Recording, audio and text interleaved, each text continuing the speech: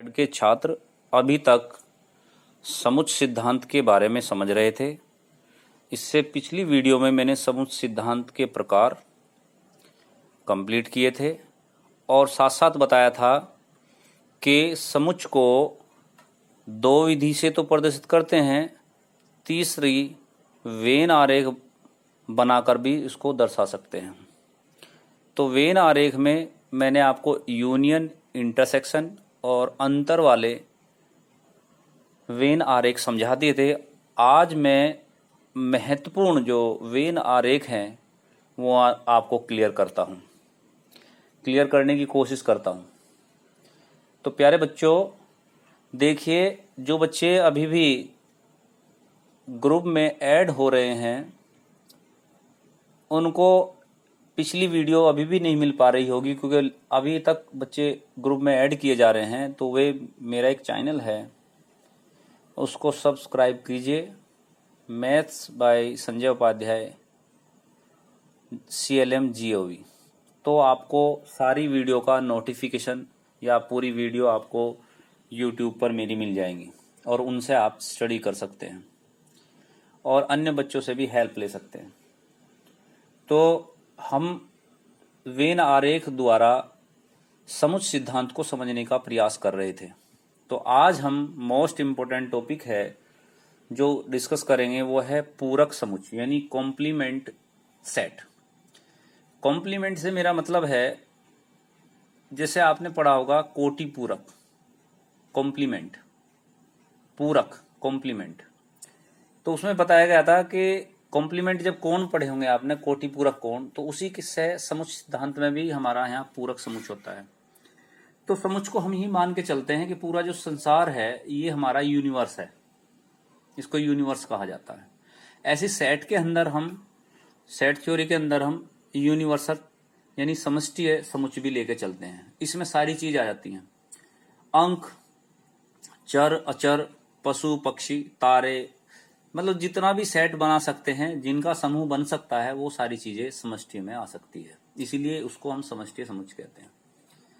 तो यूनिवर्स, इसमें एक समुच्चय ऐसा माना गया है जिसमें सारी चीजें सम्मिलित रहें, तो उसको हम समष्टि कहते हैं। तो पूरक समुच्चय उसी से रिलेटेड है। तो पूरक समुच्चय होता क्या है, आप देखिए, पूरक समुच्चय यानी कॉम्प्लीमेंट ऑफ सेट। यदि U समष्टीय समुच्चय है, यानी U, कैपिटल U, बड़ा U बनाएंगे, ये यूनियन नहीं शो करेगा, कैपिटल U एक समष्टीय समुच्चय है यानी यूनिवर्सल सेट है।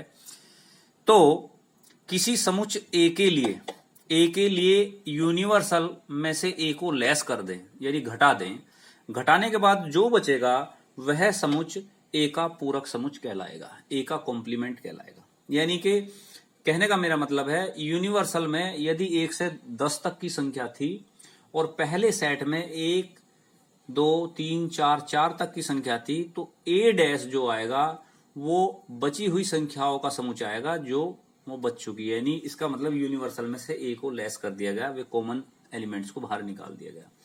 तो ए और ए डैश एक दूसरे के कॉम्प्लीमेंट हो जाएंगे। कॉम्प्लीमेंट क्यों हो जाएंगे?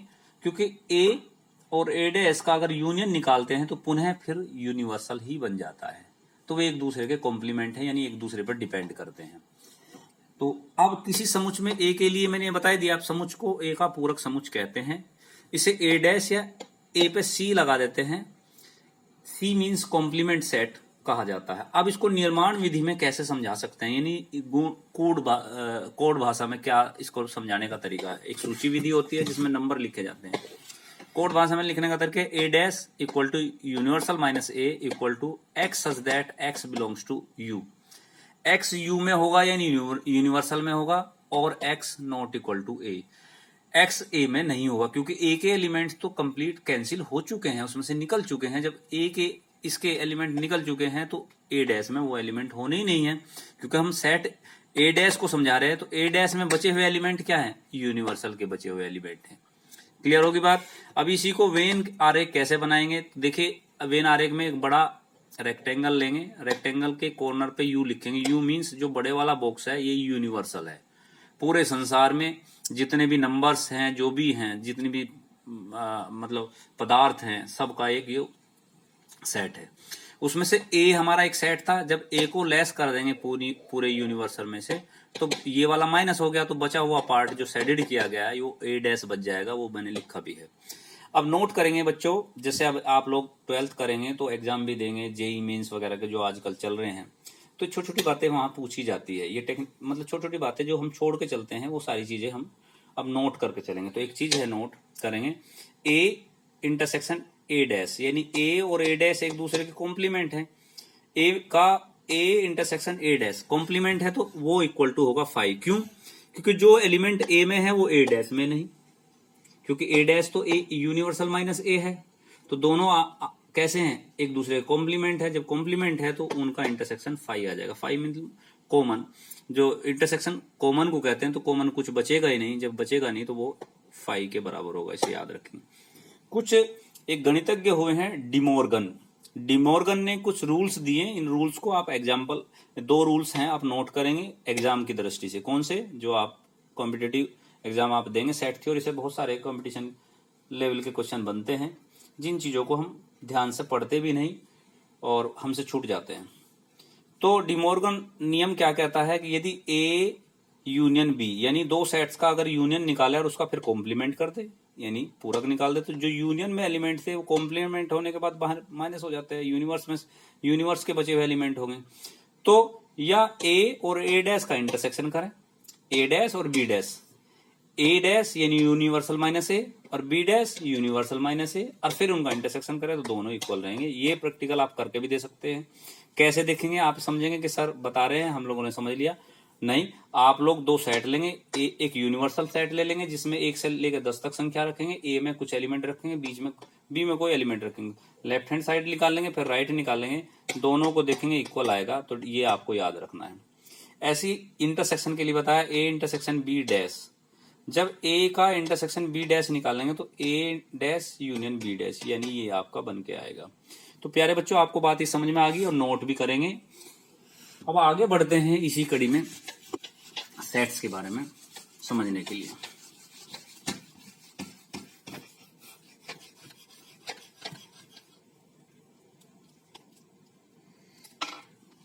देखिए, सेट्स के हम लास्ट टॉपिक पे अब आगे हैं धीरे धीरे। ये हमारे मोस्ट इंपोर्टेंट टॉपिक होते हैं, इनकी सारी चीजें हम जब क्लियर कर लेंगे तो आपको लगेगा कि बहुत सारी चीजें हमने समझ ली है। इसमें आता है 2 समुच्चयों का सम्मित अंतर।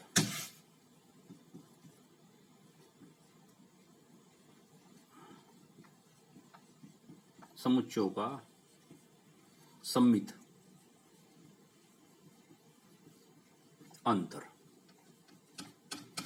2 समुच्चयों का सम्मित अंतर। अभी इससे पहली वीडियो में मैंने आपको अंतर बताया था, a माइनस बी, सब जानते होंगे, और b माइनस ए बताया था। तो इस वाले टॉपिक में भी अंतर की बात हो रही है, इसमें भी अंतर की बात की गई। देखो ध्यान से, यह कह रहा अंतर, 2 समुच्चयों का सम्मित अंतर। यहां सिर्फ एक चीज एक्स्ट्रा आ जाती है जिसमें सम्मित लिख दिया जाता है। सम्मित मतलब सिमेट्रिकल डिफरेंस। सिमेट्रिकल डिफरेंस से मेरा मतलब है कि यदि 2 सेट हमारे, मान लीजिए माना 2 set A and B, 2 set हैं, इन 2 सेट का पहले ए माइनस बी निकालो जो भी आएगा, और फिर बी माइनस ए निकालो तो भी जो भी आएगा। यदि इन दोनों का यूनियन निकाल लें, यानी A minus B union B minus A minus B union B minus A, तो ये आपका आ जाएगा ए सम्मित बी। यानी कि सिमेट्रिकल डिफरेंस को आप इस सिंबल से प्रदर्शित करेंगे, इस तरीके का आपका सिंबल होगा, इसे सिमेट्रिकल डिफरेंस कहते हैं। यानी ए माइनस बी, अंतर जो आया है वर्ड सम्मित अंतर का मतलब है ए माइनस बी पहले सेट में से दूसरे सेट को लेस किया और दूसरे में से पहले को लेस किया और उनका यूनियन निकाल लिया, तो समझ लीजिए सम्मित अंतर निकल जाता है। तो हमसे क्वेश्चन पूछा जा सकता है कि सम्मित अंतर ज्ञात करके दर्शाइए। तो प्रदर्शित, अब इसको ऐसे तो दिखाते हैं एक, और इसको ए रेक्टेंगल बनाएंगे, B A minus B union B minus A, ऐसे भी इसको शो कर सकते हैं। तो सम्मित अंतर से मतलब समझ में आ गया बच्चों। यानी माना 2 समुच्चय ए और बी में ए माइनस बी और बी माइनस ए के संग मतलब यूनियन को समुच्चय ए और बी का सम्मित अंतर कहते हैं, सिमेट्रिकल डिफरेंस कहते हैं। इसे ए स्टार बी या ए डेल्टा बी से प्रदर्शित करते हैं। Is that clear? सभी बच्चों को मेरी बात समझ में आई होगी। अब इसका अगर वेन आरेख बनाएं, वेन आरेख, तो वेन आरेख में आप देखेंगे बच्चों कि आप सबसे पहले एक यूनिवर्सल सेट बनाएंगे। अब आप समझिए मेरी बात को, जब यूनिवर्सल सेट बनाएंगे तो आपके सामने ये आ जाएगा ये वाला पार्ट। तो ये वाला भाग जो है जिसे हम ए बोलते हैं, ए। अब आप मुझे बताइए, जब ए में से माइनस बी घटता है, जब ए माइनस बी होता है, तो मैंने ए माइनस बी का वेन डायग्राम बताया, तो ये वाला पार्ट बचता है सिर्फ ए माइनस बी में। आपने देखा होगा ये सारा बी बाहर हो जाता है, ये पार्ट है ए माइनस बी का। जब बी में से ए लेस होगा, बी में से ए लेस, तो ये वाला भाग बचता है। दोनों को मैंने कंबाइंड किया तो ये यूनियन होगा, ए माइनस बी यूनियन, क्योंकि यूनियन हो गया, ये मिक्स हो रहा है, तो बी माइनस ए हो गया, तो ये बन जाता है ए सम्मित बी। सबको समझ आ गया बच्चों? यानी इसे बोलेंगे आप symmetrical difference, Venn diagram of symmetrical difference. तो ये चीजें क्योंकि हम लोग ज्यादा ध्यान नहीं देते इन चीजों पे, तो ये चीजें कंपटीशन में पूछ ली जाती है, यानी प्रतियोगिता परीक्षा में जब ये पूछ ली जाती है तो हम लोग सोचते हैं कि सर ये हमने तो पढ़ा नहीं था, ये हमारे ये ध्यान नहीं रहता। तो इन सब चीजों को नोट करके चलेंगे।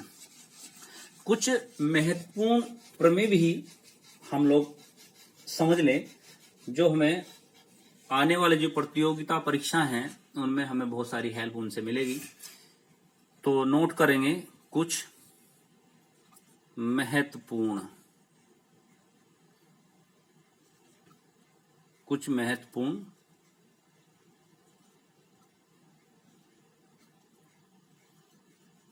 प्रमेय, यानी कि सम इंपोर्टेंट थ्योरम्स। पहला पॉइंट, पहला नोट करेंगे, बहुत इंपॉर्टेंट है। यदि ए का कॉम्प्लीमेंट निकाला ए डैश और पुनः कॉम्प्लीमेंट निकाला तो वो ए हो जाएगा। क्लियर होगी बात? यानी ए कोई सेट था, जब उसका कॉम्प्लीमेंट निकालेंगे यानी पूरक निकालेंगे तो यूनिवर्सल माइनस ए आएगा, फिर पुनः कॉम्प्लीमेंट निकालेंगे तो वही ए बन जाएगा। क्लियर? सेकंड केस आप नोट कर लें इन सब चीजों को। सेकंड पर में है A subset of B, B dash subset of A dash. ये A subset to B forever B dash subset to A dash, यानी क्योंकि इसका कॉम्प्लीमेंट हो चुका है, यदि ए सबसेट है बी का तो यहां बी सबसेट हो जाएगा ए का।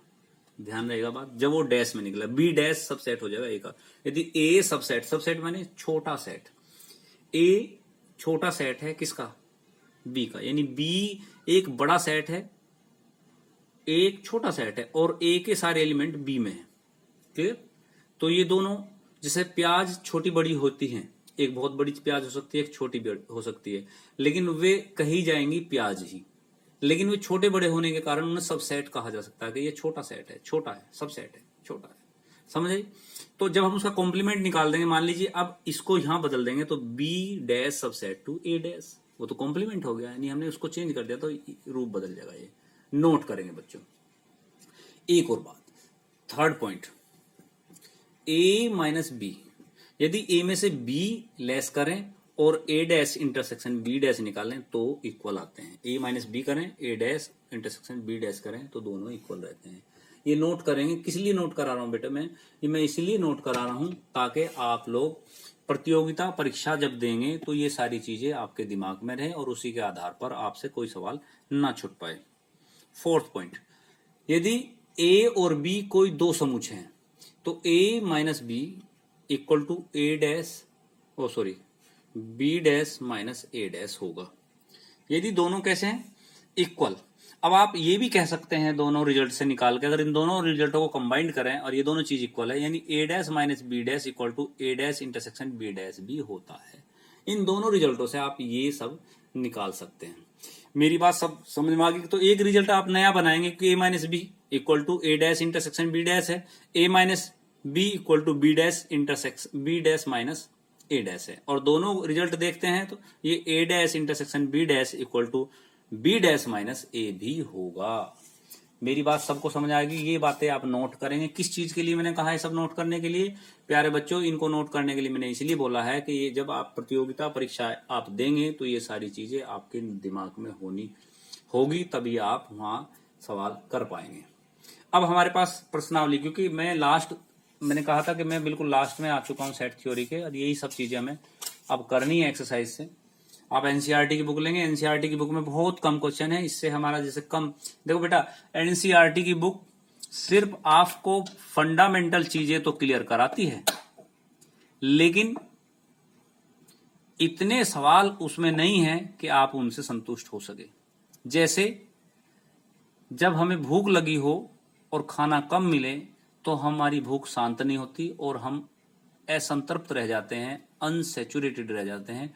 वही कंडीशन है एनसीईआरटी बुक की। इसीलिए सारे बच्चे जो सीबीएसई आईसीएसई बोर्ड के बच्चे होते हैं वो रिफ्रेशर को जरूर पढ़ते हैं, जो आरडी शर्मा आरएस अग्रवाल पढ़ते हैं।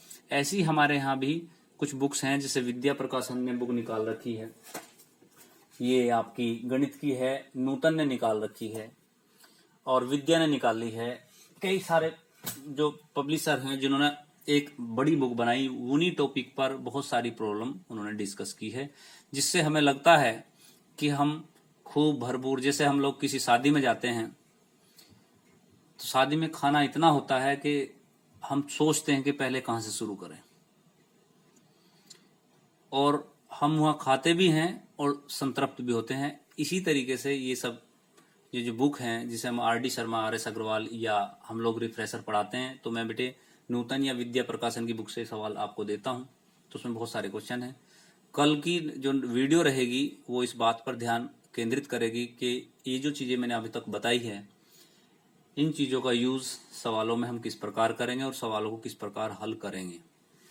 तो प्यारे बच्चों, 11वीं के खास तौर से छात्र जो नए अभी क्लास ज्वाइन किए हैं, जो अभी भी डिले कर चुके हैं, उसमें मैंने 2 चीजें आपको पहले, एक चैप्टर पहले क्लियर कर दिया, दूसरा चैप्टर भी क्लियर होने जा रहा है। इसीलिए देरी ना करें, अपना रजिस्टर मेंटेन करें, कोर्स सभी का पूरा होगा। एक दूसरे के साथ जाकर हेल्प करें, एक दूसरे बच्चे के साथ बैठकर सवालों को हल करें, और फोन से या व्हाट्सएप से अपने सवालों के उत्तर भी जानने की कोशिश करें। धन्यवाद बच्चों।